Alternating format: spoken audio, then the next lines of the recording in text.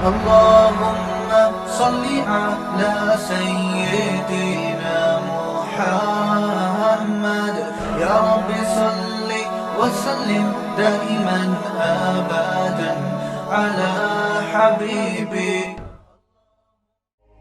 ہمارے ایک دوست لندن سے، انہوں نے کل کا اپنا واقعہ بتایا کہ وہ لندن میں کہیں بہت گھومے ہوں گے، شاید بیان میں بیٹھے ہوئے ہیں، یہاں پہ بیٹھے ہوئے تو کوئی ہاتھ کھڑا کر دیں، ویسے تو آتے ہیں بیان سننے. نہیں، یہ بھی کینیڈا سے ماشاء اللہ، وہ لندن سے آئے ہوئے، کینیڈا یا لندن پتہ نہیں، آج نہیں آئے، میرا خیال ہے یہ لیٹ ہو گئے ہیں کیونکہ لندن سے آئے ہیں. لندن سے آئے ہیں تو ظاہر ہے پاکستان میں آتے تو یہاں کے حساب سے چلیں گے نا. ٹھیک ہے، لندن میں تو لوگ لیٹ نہیں ہوتے، لیکن پاکستان آئے پھر یہاں کے حساب سے. کہتے ہیں نا جس ملک میں اس فقہ کو فالو کرتے ہیں بعض لوگ، تو ہمارے یہاں لیٹ فقہ چل رہا ہے، ہر کام لیٹ. تو کہنے لگے کہ میں جب وہاں گیا تو میں شراب کی طرف نہیں گیا، حالانکہ لوگ پیتے ہیں بہت زیادہ. وجہ کیا ہے کہ ایک واقعہ اپنی آنکھوں سے دیکھ لیا تھا، اس کے بعد شراب سے نفرت. وہ واقعہ یہ دیکھا کہ کہیں کسی گورے نے شراب کے نشے میں کسی بے گناہ خاتون کو، وہ بلیک گورا تھا، گورے کی بھی دو قسمیں، ایک بلیک گورا اور ایک کالا وائٹ گورا. تو وہ بلیک والا گورا تھا. اب آپ کہیں گورا بھی اور بلیک بھی ہے، تو گورے سے مراد اس کنٹری کا تھا وہ، لیکن تھا بلیک. تو وہ جو بلیک گورا تھا اس نے نشہ پیا ہوا تھا، تو ایک خام ایک لڑکی کے پنچ مارا، اس بیچاری کے سامنے کے دانت وہ زندگی بھر ہنسنے مسکرانے کے قابل نہیں رہے. اب جب بھی وہ مسکرائے گی کسی سے دانت ادھار لے گی، مسکرا کے واپس رکھ دے گی. اب آپ آج کے بعد اس کے اپنے دانت نہیں ہیں. کہہ رہے مجھے بڑا ترس آیا اس لڑکی کے اوپر، بے گناہ بیچاری ہے، وہیں جا رہی ہے اور یہ نشے میں اٹھا پھوڑ دیا اس نے. تو میں نے ان سے کہا، جب انہوں نے واقعہ بتایا نا، میں نے کہا دیکھو ہمارے ہاں لوگ اس کو تو دیکھتے ہیں کہ قانون کتنا مضبوط ہے، کہ جس نے نشے میں مکہ مارا ہے، پولیس اس کو پکڑے گی، رشوت لے کے چھوڑے گی نہیں. ہمارے ہاں جو جو نیگیٹو بات ہے کہ ہمارے ہاں اگر کسی نے بغیر نشے کے بھی مکہ مار دیا ہو تو دیکھا جائے گا کہ مکہ مارنے والا ہے کس لیول کا آدمی. بڑا آدمی ہے تو ایک اور مکہ لگا دو آپ، چھوٹا آدمی ہے تو 6 مکے اور بھی اس کے کھاتے میں ڈال دو جو اس نے نہیں مارے. یعنی جتنے دانت ٹوٹنے کے کیس آئیں گے نا، اب قیامت تک کسی کے کھاتے میں، اس مجرم کے کھاتے میں جائیں گے. وہ جہاں بھی پولیس کو کوئی بغیر دانت کا نظر آئے گا، پولیس بلائے گی، ہاں بھائی کس نے توڑا، کہ پتہ نہیں، لے آؤ یار وہی ہے نا، وسیم کو اٹھا کے لاؤ بھائی وہاں سے، اس نے فلاں خاتون کے دانت توڑے تھے، لہذا اس کے بھی کس نے توڑے ہیں، وسیم نہیں توڑے ہوں گے. ہمارے محلے میں بچپن میں ایک شخص نے چوری کی، لڑکا تھا نوجوان، بنگلے میں وہ لوگ مالک مکان گئے ہوا تھا کہیں 2-3 مہینوں کے لیے، تو یہ لوگ گئے وہاں چوری کر کے آ گئے، پکڑے گئے. بعد میں اس نے توبہ کر لی، تو مجھے ملا، کہہ رہے ہیں مفتی صاحب میں نے توبہ کر لی ہے لیکن پولیس والے مجھے توبہ کرنے دے نہیں رہے. میں نے کہا کیوں؟ کہہ رہے یار اب جہاں بھی کہیں چوری ہوتی ہے سب سے پہلے مجھے اٹھا کے بلا وجہ چترول لگا کے اگلواتے ہیں کہ تو نے تو نہیں کی، پھر ثابت ہو جاتا ہے نہیں کی تو چھوڑ دیتے ہیں. کہہ رہے وہ چترول تو سمجھ میں آ رہے تھے، یہ والے کس کام کے چترول ہے بھائی؟ جہاں چوری ہوگی پہلے احتیاطاً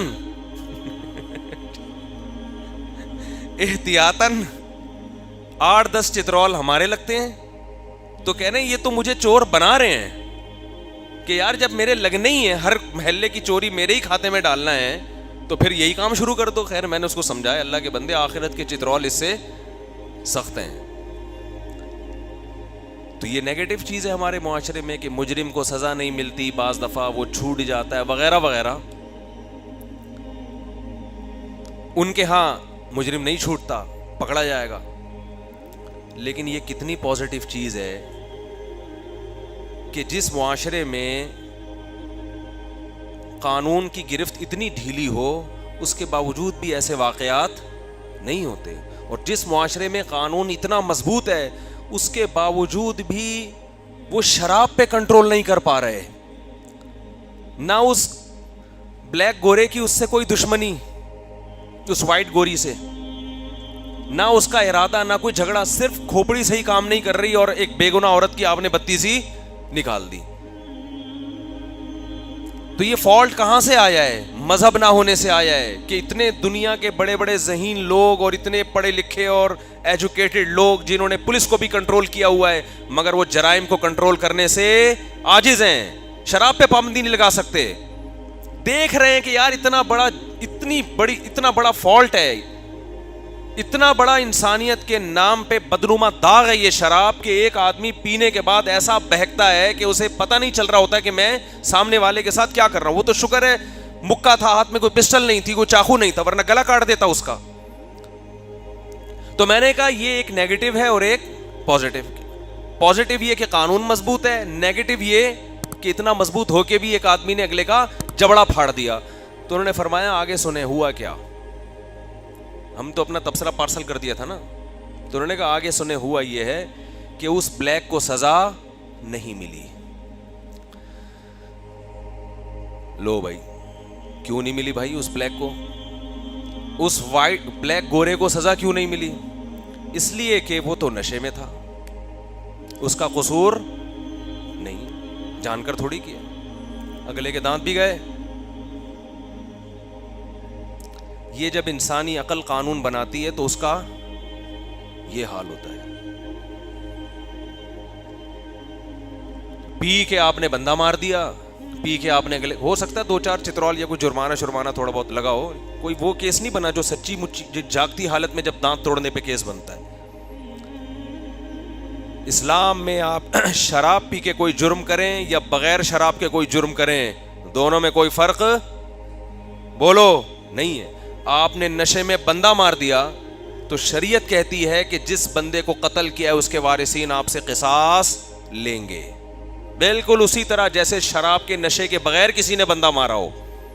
اس لیے کہ فقہا کہتے ہیں کہ ٹھیک ہے ابھی اس کا دماغ کام نہیں کر رہا تھا, شراب پینے سے پہلے تو دماغ کام کر رہا تھا نا, کہ میں پی کے کچھ بھی کر سکتا ہوں.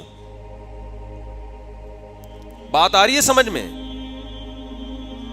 ابھی دماغ کام نہیں کر رہا ہے کہ بندہ مار دیا اس نے. پینے سے پہلے تو پتا تھا کہ کتنے لوگ شراب پی کے بندے مار چکے ہیں, کتنے لوگ شراب پی کے ایکسیڈنٹ کر چکے ہیں, کتنے لوگ شراب پی کے دانت توڑ چکے ہیں. تو پینے سے پہلے کیا اس کو یہ ہوش نہیں تھا کہ میں پیوں گا تو کچھ بھی ہو سکتا ہے؟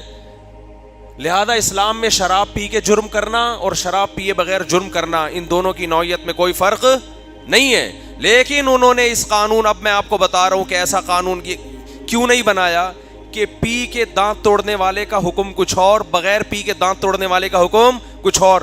کیونکہ خود بھی پیتے ہیں, انہیں پتا ہے کہ آج اس نے پی کے کچھ بندے کو مار دیا تو کل یہ اسمبلی میں بیٹھے ہوئے لوگوں کے ساتھ بھی ہو سکتا ہے.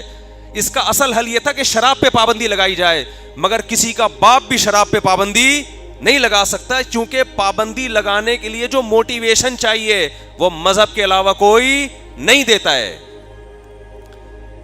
نہیں آ رہی میرا خیال ہے بات سمجھ میں؟ محمد صلی اللہ علیہ وسلم نے ایک دفعہ اعلان کیا تھا مدینہ کی گلیوں میں کہ شراب پر پابندی ہے.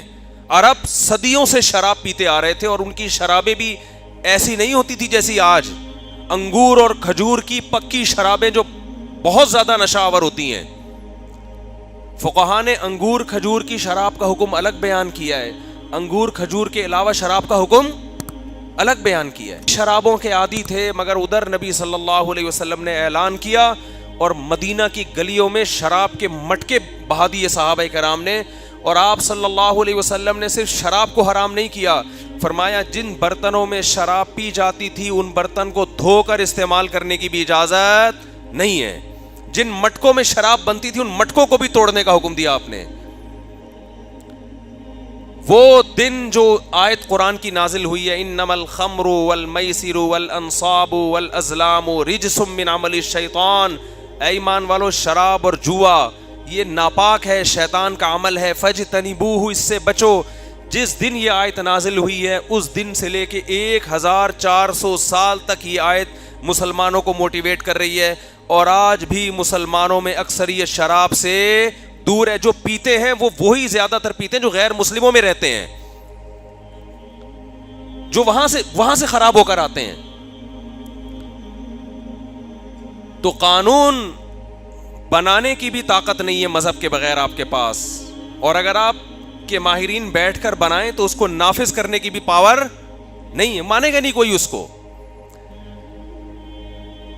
یہاں میں ایک فقہی مسئلہ بھی بیان کر دوں کہ اگر کسی نے شراب پی کے بیوی کو طلاق دی تو طلاق بھی واقع ہو جائے گی. طلاق کے مسائل میں جتنا اسلام کے ساتھ مذاق اڑایا جا رہا ہے نا, میں سمجھتا ہوں اتنا کسی اور حکم میں مذاق نہیں اڑایا جا رہا. 2 منٹ لگتے ہیں آج لوگوں کو طلاق کے بعد مسلک چینج کرنے کے لیے. ہمارے کوئی ریلیٹیو کا فون آیا کہ بھانجے نے 3 طلاقیں دی ہیں بھی پچھلے ہفتے, تو سب مدرسوں سے فتویٰ لیا 3 ہو گئی ہیں تو مسلک چینج کر لیا, اور پورا خاندان یا وہ میاں بیوی اہل حدیث ہو گئے. اہل حدیث علماء سے گزارش ہے کچھ اللہ کا خوف کرو. تمہارے پاس کوئی شخص طلاقیں دے کے حرام بیوی کو حلال کروانے کے لیے آتا ہے, اسے گلے مت لگاؤ, اس کو ڈراؤ اللہ کے عذاب سے کہ حرام بیوی کو حلال کرنے کے لیے آج تمہیں سمجھ میں آ رہا ہے کہ اہل حدیث صحیح ہوتے ہیں. ہم نے دیکھا بعض خوش ہو رہے ہوتے ہیں, گھر گھر جا کے اس کو اور مبارکباد دے رہے ہوتے ہیں.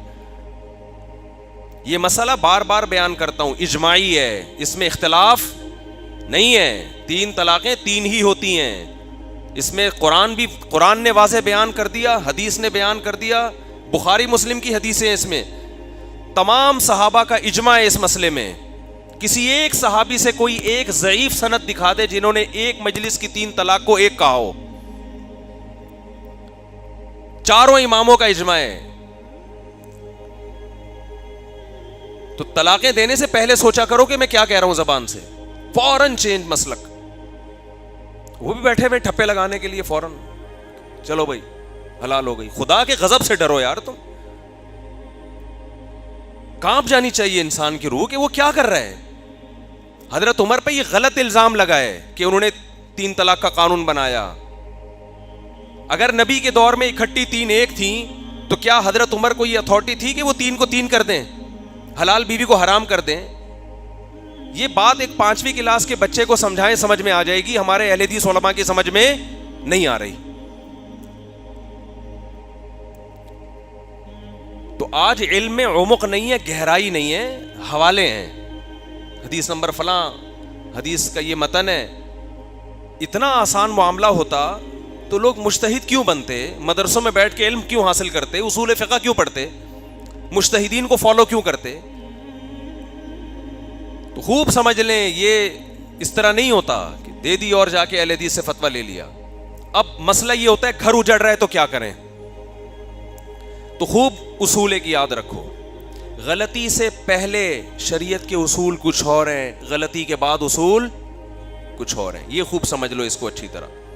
جب تک آپ سے غلطی نہیں ہوئی تو اسلام آپ کو غلطی اور مسٹیک سے روکتا ہے. اکٹھی 3 طلاقیں دینا غلط ہے یا نہیں ہے؟ بول لو نا بھائی, غلط ہے, ناجائز ہے, سزا ہے اس پہ شریعت میں. یہ عمل تو غلط ہے. حضرت عمر کے پاس جب کوئی 3 طلاقیں دے کے آتا تو کوڑے پہلے لگاتے, فتویٰ بعد میں دیتے تھے اس کو. تو اس کی حوصلہ شکنی کرنی چاہیے. اسلام نے, قرآن نے ڈیورس کا ایک طریقہ بیان کیا ہے کہ 1 مہینے میں 1 سے زیادہ نہ دی جائے, اور اس میں بیوی سے ہم بستری نہ کی جائے, حیض کی حالت میں نہ دی جائے. بہت سارے پروسیس ہے اس کا, بلکہ پہلی طلاق سے پہلے بھی ایک پروسیس ہے کہ دونوں خاندان بیٹھیں, جوڑ کی کوشش کریں. وہ تمام پروسیس کو نظر انداز کیے بغیر ایک دم غصے میں آ کے دھڑ دھڑ دھڑ دھڑ دھڑ فائرنگ شروع کر دینا, اور جاہلوں کی طرح اگر تو گھر سے نکلی تو تجھے طلاق ہے, تو ماموں کے گھر گئی تو تجھے طلاق ہے, تو نے اگر آج کھانا نہیں پکایا تو. جاہل لوگ. جب خواتین بتاتی ہیں نا میرے شوہر نے مجھے یہ کہا ہے کہ اگر تو ابھی گھر سے نکلی, یا تو ہوتا ہے نا کوئی کنویں میں چھلانگ لگا رہی ہو وہ خودکشی کی نیت سے, اس میں ڈرانے کے لیے آدمی کہہ دے, یا کوئی خدا نخواستہ کسی مرد کے ساتھ بھاگ رہی ہے, کوئی بندہ آیا ہوا بھگانے کے لیے بائک پہ آ جا, تو بندہ کہتے ہوئے اچھا لگتا ہے اگر تو اس کے ساتھ بیٹھی بائک پہ, چھوٹی چھوٹی باتوں پہ, ماں کے گھر جا رہی ہے میں تجھے روک رہا ہوں, ماں کے گھر نہیں جانا, اگر تو گئی تو بھائی ٹھیک ہے آپ جب روک رہے ہیں تو اس کو چاہیے نہیں جائے, لیکن یہ کوئی اتنا بڑا کیس ہے کہ آپ اس پہ طلاق معلق کرنا شروع کر دو. مجھے یاد ہے ایک دفعہ ہم ٹیکسی میں بیٹھے ہوئے تو ہاکس بے کی طرف جا رہے تھے. وہ ٹیکسی والے کو پتہ نہیں تھا ہاکس بے کہاں ہے, وہ نیا نیا آیا ہوگا کراچی میں. وہ چلاتے چلاتے اتنا دور, اس نے کہا آئندہ میں اس علاقے میں آیا تو میری بیوی کو 7 طلاقیں. تو میں نے کہا بھائی کیا جاہلوں والی باتیں کر رہا ہے اللہ کے بندے. ہو سکتا ہے زندگی میں کبھی آنا پڑ جائے, کوئی مسئلہ ہو جائے, کوئی فضول کام. جہالت سے بڑا عیب دنیا میں کوئی نہیں ہے. تو طلاق معلق کر رہے ہوتے ہیں نا, اگر یوں کر لیا. ایک صاحب کی بیٹی کے لیے ایک بندے, میں نے اپنی زندگی میں جو پہلا فتویٰ لکھا نا سن 2000 میں, وہاں اس وقت میں نے فتوے لکھنا شروع کیے. تو جو پورے ملک میں ڈاک آتی ہے وہ پھر اس کے جوابات لکھے جاتے ہیں. تو پہلا فتویٰ یہ تھا کہ ایک صاحب نے کہا میری بیٹی کا رشتہ مانگا ہے فلاں نے. میں نے کہا اگر میں نے اپنی بیٹی کا رشتہ تجھے دے دیا تو میری بیوی کو طلاق. ارے تو ویسا ہی منع کر دے یار, کیا آپ مجھے بالکل بھی پسند, وہ سن لیں دوبارہ, بالکل بھی پسند نہیں آئے والا. آپ ویسے ہی کہہ دو کہ بھائی آپ مجھے بالکل بھی پسند نہیں آئے, کیا آپ چھوڑو بس, وہ وہاں چلا جاتا ہے دماغ پہ. بالکل بھی پسند نہیں آیا آپ, یہ کہہ دیتے نا آپ اس کو. وہ نئے نئے لوگ آئے ہوئے ہیں, سنانے دیں یار تھوڑا سا. ایک بندہ کسی کے گھر گیا رشتہ لینے کے لیے نا, تو لڑکی والوں نے انکار کر دیا, نہیں آئے ہوں گے پسند ان کو. لڑکا گھر چلا گیا, لڑکی نے کے ابا نے فون کیا لڑکے کو. لڑکا تھوڑا خوش کہ یار دوبارہ رابطہ کر رہے ہیں, شاید کوئی امید ہو گئی ہو. جی انکل فرمائیے. بیٹا میں نے آپ کو یہ بتانا تھا کہ آپ مجھے بالکل بھی پسند نہیں آئے. اس نے کہا ٹھیک ہے انکل, وہ تو آپ نے اسی وقت انکار کر دیا تھا, لیکن بیٹا میں ذرا ڈیفائن کرنا چاہ رہا تھا اس کو. ہو سکتا ہے آپ کسی کنفیوژن میں ہو کہ میں نے انکار کیوں کیا. کچھ خوبی ہوگی آپ کے اندر, کچھ خامیاں ہوں گی, تو کچھ خامیوں دیکھ کر خوبیاں, وہ خامیاں زیادہ. تو ایسا نہیں ہے, اصل وجہ ہے کہ آپ مجھے بالکل بھی پسند, کہیں سے بھی پسند نہیں آئے. نہ بات کا اسٹائل, نہ کھانے کا اسٹائل, نہ آپ کی پرسنالٹی, نہ آپ کی تنخواہ, نہ آپ کا خاندان. وہ بیچارہ وہ غصہ آنے لگا, اس کو کہہ رہے ٹھیک ہے انکل کوئی بات نہیں, انکار کر دیا, لیکن بیٹا میں آپ کو پھر بتا دوں کہ آپ مجھے کہیں سے بھی پسند نہیں ہے. اس نے کہا چلے میری وائف سے بھی بات کر لیں. تو اب اس کو تھوڑی امید ہو گئی شاید یار وہ کوئی پازیٹیو بات کرے نا. فون اٹھایا, جی بیٹا, جی آنٹی فرمائیے کیا. بیٹا میں یہ بتانا چاہ رہی تھی کہ مجھے بھی آپ بالکل پسند نہیں ہے. کہیں آپ یہ سمجھیں کہ میرے شوہر کو نہ آئے اور مجھے آ گئے ہوں, تو میں آپ کو اس کنفیوژن میں رکھنا نہیں چاہتی. مجھے بھی آپ بالکل پسند نہیں آئے. پھر بچی سے بھی بات کرا دی کہ مجھے بھی پسند نہیں آئے. تو وہ پھر گالیاں دینا شروع کی اس نے. یہی حال جہلم میں ہوا ہے. میرا جہاز پہ جانا انجینئر صاحب کو بالکل بھی پسند نہیں آئے. ویسے وہ بیٹھنے کے لیے تیار تھے, انہوں نے تو خود کہا تھا جب قیامت تک کے لیے ٹائم ہے, جب چاہو آ جاؤ. لیکن مجھ سے کچھ غلطیاں ایسی ہوئی جو انجینئر صاحب کو بالکل بھی پسند نہیں تھی. انہوں نے کہا میں اس وجہ سے آپ کے ساتھ نہیں بیٹھا کہ کتابوں کا بورا لانا مجھے بالکل پسند نہیں, 6 آدمی لے کر آنا مجھے بالکل بھی پسند نہیں آیا. یہ بار بار نا 2 گھنٹے میں یہ ریپیٹ کیا انہوں نے. اور آپ کا رات کو 2 بجے کلپ اپلوڈ کرنا مجھے بالکل بھی پسند. تو بہت ساری چیزیں. آئندہ اگر کوئی ان سے ملاقات کے لیے جائے تو پہلے ایک لسٹ لکھوائے کہ انجینئر صاحب آپ کو جو چیزیں بالکل بھی پسند نہیں ہیں وہ اللہ کے واسطہ لکھ دیں, لیکن وہ اتنی زیادہ ہوں گی کہ آپ ان سے کہیں کہ صرف یہ لکھ دو پسند کیا کیا ہے آپ کو, تاکہ ہم ان چیزوں کا خیال کریں. بہت ساری چیزیں ان کو بالکل بھی پسند نہیں ہے. تو خیر کہاں بات چل رہی تھی یار, وہ بات کیا چل رہی تھی,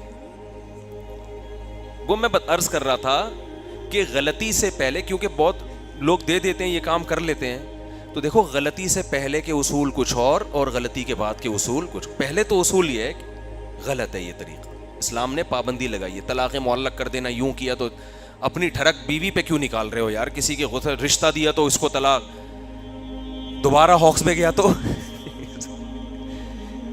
یہ جہالت کی باتیں ہیں. تو طلاق کے لفظ کو ڈکشنری سے نکال دو.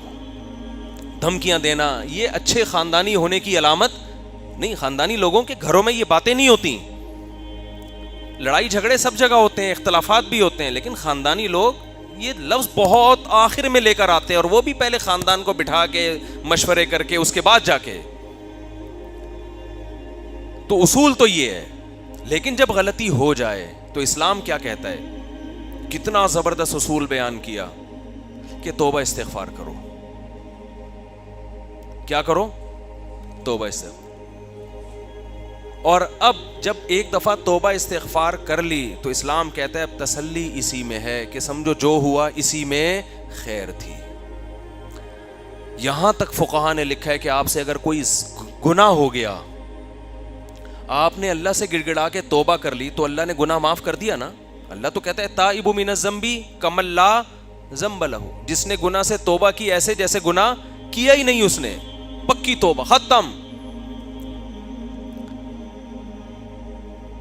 اب بار بار اگر شیطان آپ کو پریشان کرتا ہے نا کہ یار نہیں یہ تم نے کیا تھا تم غلط ہو, تو شیطان کو, کیونکہ اب شیطان پریشان کرے گا نا تو آپ کا پھر عبادت میں دل نہیں لگے گا. کیونکہ جب آدمی اپنے آپ کو سمجھتا ہے میں بندہ ہی غلط ہوں, تو پھر وہ کسی نیکی کی طرف اس کو موٹیویشن نیکی کی جب ملتی ہے, جب انسان کو اس کی صلاحیتوں کو کہ بھائی تم یہ کر سکتے ہو, تم ایک اچھے انسان ہو معاشرے کے, تم بھی اچھے بن سکتے ہو.